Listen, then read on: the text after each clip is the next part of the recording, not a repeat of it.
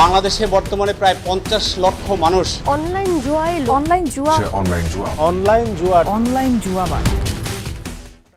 বর্তমান সমাজের অসংখ্য মানুষ অনলাইন অফলাইন জুয়ায় আসক্ত। নিজেদের জীবনগুলো তারা ধ্বংস করে দিচ্ছে এই জুয়ার কারণে। অনেকে জেনে বুঝে এই পথে পা দিচ্ছে, কেউ বা না বুঝে, কেউ বা অল্প সময়ে কোটিপতি হওয়ার মিথ্যা লোভে এইরকম হারাম এবং নাপাক কাজে জড়িয়ে যাচ্ছে।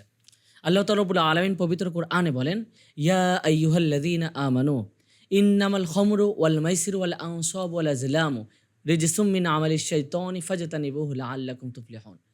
হে ঈমানদারেরা, মদ, জুয়া, পূজা, লটারি এসবই ঘৃণিত নাপাক শয়তানের কর্ম। তোমরা এটা থেকে বিরত থাকো যদি তোমরা সফল হতে চাও। তার মানে মদ খাওয়া, জুয়া খেলা এবং লটারিতে অংশগ্রহণ করা মূর্তি পূজার মতো মারাত্মক একটি অপরাধ।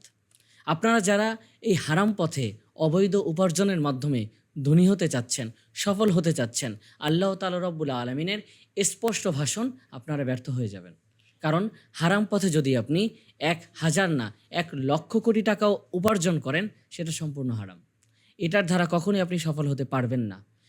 আপনারা সমাজের দিকে তাকিয়ে দেখুন, যারাই মদ, জুয়া এবং লটারিতে আসক্ত হয়েছে তাদের প্রত্যেকে দুনিয়া এবং আখেরাতে চূড়ান্তভাবে ক্ষতিগ্রস্ত এবং ব্যর্থ হয়েছে।